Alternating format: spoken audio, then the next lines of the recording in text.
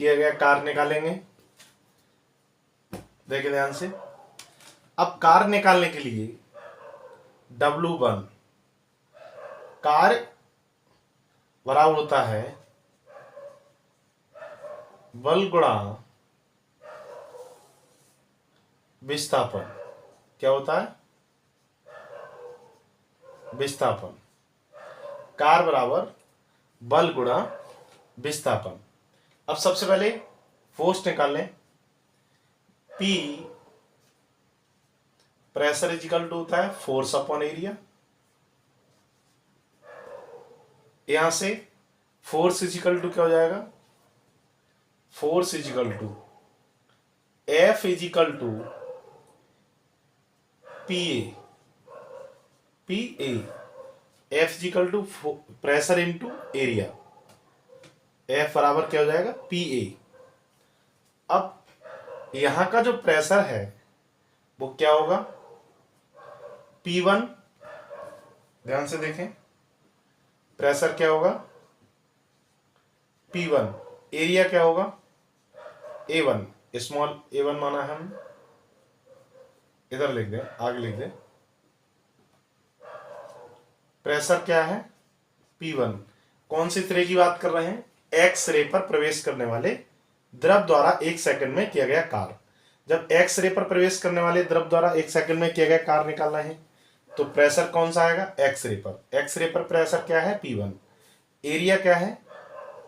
A1। P1 A1। अब हमें निकालना क्या है? Work equal to force into displacement, बल गुणा विस्थापन। अब ये क्या आ गया? फोर्स आ गया, बल आ गया। अब ध्यान से देखें, यहां लिख दे रहे, ये पहले लिख चुके हैं। चाहे तो वीडियो को रोक करके स्क्रीनशॉट ले लें। पुनः देखें, W1 बराबर फोर्स बल। बल कितना आ गया? P1 A1। अब विस्थापन। विस्थापन के लिए क्या लिखेंगे? आवश्यक बात सुने ध्यान से। 1 सेकंड में किया गया कार्य कितने सेकंड में निकालना है? 1 सेकंड में किया गया कार्य। तो 1 सेकंड में अगर तय किया गया विस्थापन निकालेंगे, अलग से देख लीजिए, साफ कर दूंगा। विस्थापन बराबर क्या होता है? वेग इंटू समय। वेग क्या है? V1। विस्थापन बराबर होता है वेग इंटू समय, क्योंकि वेग बराबर होता है विस्थापन बटे समय। तो विस्थापन बराबर क्या हो जाएगा? वेग इंटू समय। वेग क्या है? V1। और समय क्या है? T। क्या होगा? समय 1 सेकेंड। तो विस्थापन क्या जाएगा? V1। 1 सेकेंड में तय किया गया विस्थापन क्या जाएगा? V1। तो वो ये लिख देंगे यहां पर V1। ध्यान से देखें, ये जाएगा V1। ये W1 बराबर आ गया 1 सेकंड में एक्स रे पर प्रवेश करने वाले द्रव द्वारा 1 सेकंड में किया गया कार्य। क्या आ गया? W1 बराबर P1 A1 V1। ऐसे ही इसी प्रकार ध्यान से देखें, इसको साफ कर दें। ये कुल ऊर्जा में वृद्धि है, इसको साफ कर दे रहा हूं यहां से। इसी प्रकार 22 रे से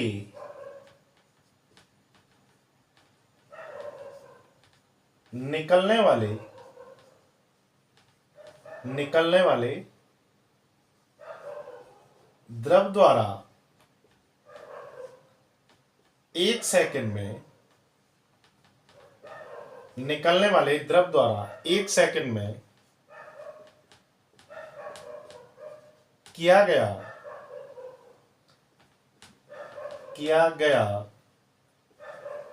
कार्य W2 बराबर क्या हो जाएगा? इसी प्रकार लग देंगे। क्या लिखेंगे? P1 की जगह क्या जाएगा? P2 A2 V2। इसी प्रकार क्या हो जाएगा? P1 की जगह P2 A2 B2। बाई सिरे से निकलने वाले कुल किया गया कार्य, नेट कार्य, कुल 1 सेकंड में द्रव द्वारा कुल किया गया कार्य, कुल किया गया कार्य, कुल किया गया कार्य। समझ ले बात को, क्या लिखना है, कुल किया गया कार्य लिखे निकालना है। तो समझ रहे होंगे कुल किया गया कार्य निकालना है हमें। तो प्रवेश करने वाले द्रव द्वारा किया गया कार्य, बाह्य सिरे से निकलने वाले द्रव द्वारा किए गए कार्य, प्रवेश करने वाले द्रव द्वारा किए गए कार्य से बाह्य सिरे से निकलने वाले द्रव द्वारा किए गए कार्य को क्या कर देंगे, घटा देंगे। अर्थात क्या होगा, किया गया कार्य W बराबर W1 minus W2, W1 minus W2 क्या जाएगा, W बराबर ये एक्स्ट्रा है, यहां लिख दे रहा हूं। W1 का मान क्या है, P1 A1 V1। ऐसे ही W2 का मान क्या है, P2 A2 B2। ध्यान से समझे, ये साफ कर दूं, गति ऊर्जा में वृद्धि। ध्यान से देखें,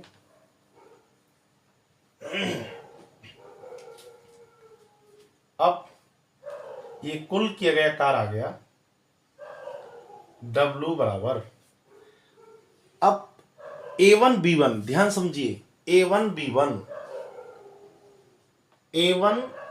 B1 बराबर A2 B2। इधर देख ले, समझ ले, यहां इतने में, इतनी जगह में समझ ले, A1 B1 बराबर A2 B2। इसका मतलब समझ ले, इतनी लाइन का A1 B1 बराबर A2 B2, इसका मतलब है कि A और B का मल्टीप्लाई क्या रहेगा, कांस्टेंट। A1 B1 बराबर A2 B2। अगर कहीं एरिया अधिक होगा तो वहां वेलोसिटी कम होगा, और वेलोसिटी अगर अधिक होगा तो एरिया कम होगा। जैसे यहां समझ ले, इसमें अगर यहां पर एरिया अधिक है, इस सिरे का एरिया अधिक है, क्षेत्रफल अधिक है यहां, तो वेग क्या होगा, स्वतः जानते होंगे, साधारण बात है, सामान्य बात है। यहां पर क्षेत्रफल क्या है, अधिक, तो वेग क्या होगा, कम। यहां क्षेत्रफल क्या है, कम, तो वेग क्या हो जाएगा, अधिक। समझ रहे होंगे, जहां क्षेत्रफल अधिक होगा वहां वेग कम होगा, जहां वेग अधिक होगा वहां क्षेत्रफल कम होगा। मतलब दोनों का मल्टीप्लाई करें तो क्या रहेगा, कांस्टेंट। मतलब A1 B1 बराबर A2 B2। इधर देखें, अगली लाइन में क्या लिखेंगे,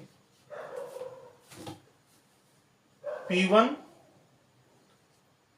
A into V minus P2 A into B। समझने की कोशिश करें,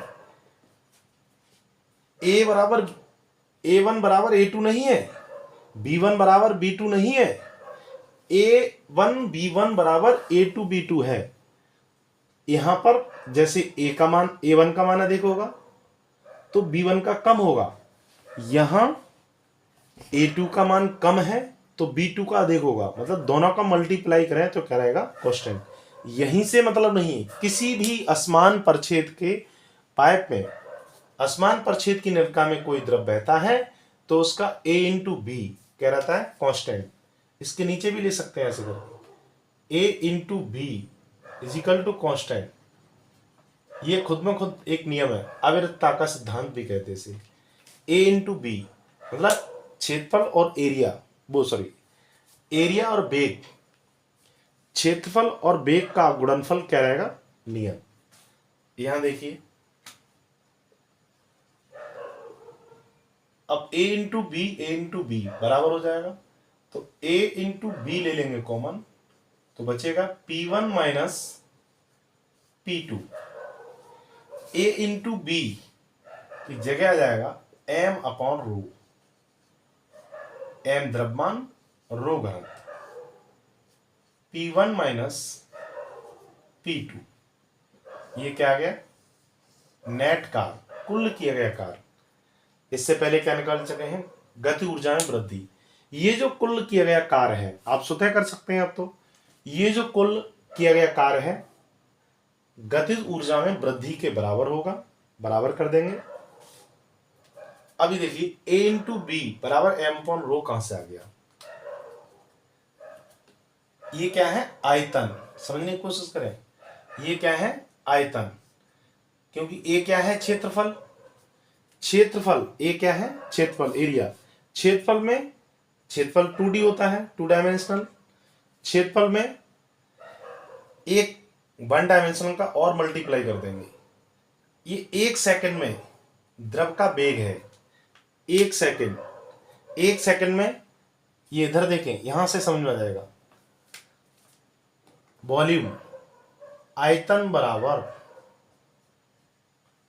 बराबर क्या होगा क्षेत्रफल, क्षेत्रफल क्या होगा a, क्षेत्रफल इनटू लंबाई कहें या दूरी कहें, क्षेत्रफल इनटू दूरी या लंबाई, लेकिन दूरी क्या है 1 सेकंड में तय की गई दूरी या विस्थापन कितना है v1, मतलब a इंटू वी।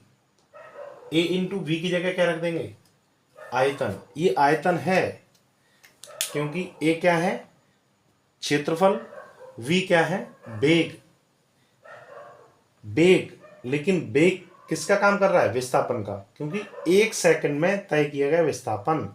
विस्थापन बराबर, समझ लीजिए बात को, विस्थापन बराबर वेग इंटू समय। वेग क्या है v1, समय 1 सेकंड है, इसलिए विस्थापन की जगह विस्थापन, दूरी, लंबाई, मतलब 1 डायमेंशनल। विस्थापन क्या है v, v विस्थापन का काम कर रहा है। अब विस्थापन का गुणा किस में हो रहा है क्षेत्रफल में। विस्थापन किसका काम कर रहा है, वो वेग किसका काम कर रहा है विस्थापन का। विस्थापन का गुणा किस में हो रहा है क्षेत्रफल में।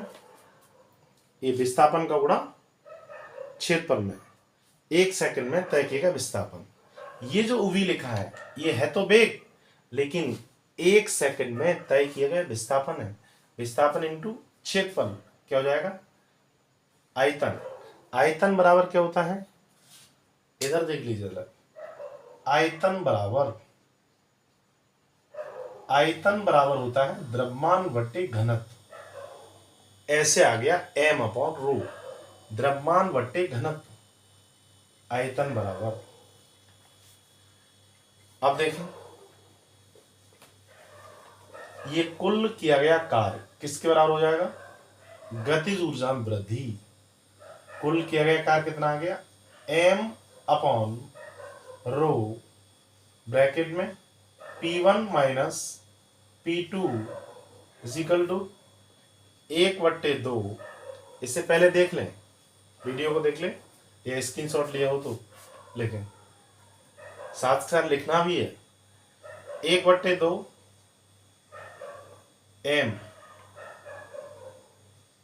m कॉमन लिया था, फिर लिखा 1/2 स्मॉल ब्रैकेट था, ध्यान से देखो 1/2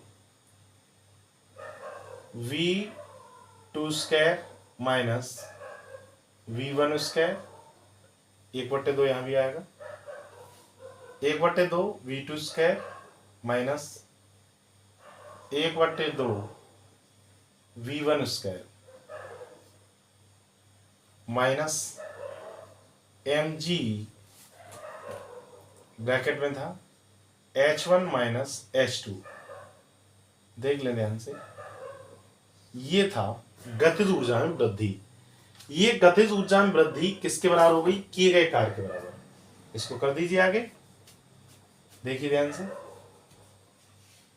दोनों तरफ से m कट जाएगा, यहां बचेगा P1 minus P2 is equal to, ये रो इधर भाग में है उधर जाएगा गुणा में, तो जाएगा 1/2 रो v2 स्क्वायर, ये वाला रो इधर आ गया गुणा में होता जा रहा, माइनस 1/2 रो v1 स्क्वायर। अब देख लीजिए m पूरे से ब्रैकेट कॉमन ले लिया तो यहां नहीं आएगा, ये बड़ा ब्रैकेट है, ध्यान से देखें, माइनस ये रो, ये इस रो का मल्टीप्लाई पूरे में होगा 1/2 rho v two square minus 1/2 rho v one square minus rho g, ये जी लिखा है, और रो का इस रो का मल्टीप्लाई होगा, गुणा होगा, इसमें पूरे में होता रहा है रो जी H1 माइनस और minus plus plus rho g H2।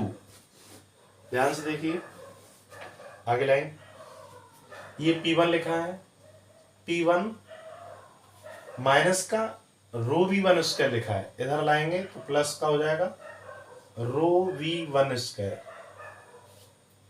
ध्यान से देखिए माइनस का रो जी H1 ये लिखा है रो जी H1, इसको इधर लाएंगे बराबर के P1 के साथ तो प्लस का हो जाएगा रो जी H1, रो जी H, ध्यान से देखें रो जी H1 इजिकल टू क्या बचा, माइनस का P2 है, इधर लाएंगे तो किसका हो जाएगा प्लस का P2 प्लस ये 1/2 रो वी टू स्क्वायर लिखा है, ध्यान से देखें प्लस का लिखा है 1/2 rho v two square plus ये लिखा है रो जी H2, इसको हटा दें, प्लस रो जी H2, रो जी H2, ये प्रूव हो गया। P1 plus 1/2 rho v one square plus rho g H1 equal to P2 plus 1/2 rho v two square plus rho g H2। अगली line में लिख देंगे, सबसे लास्ट लाइन जो होगी, सबसे लास्ट लाइन में देखिए, इसको ऊपर से हटा दें, सबसे लास्ट लाइन यहां लिख दे रहे, ध्यान से देखें, सबसे लास्ट लाइन जो होगी वो लिख देंगे P, दोनों साइड बराबर आ गई, इसलिए क्या लिखेंगे P plus 1/2 rho v square plus rho g h equal to constant. ये होता है बर्नौली थ्योरम।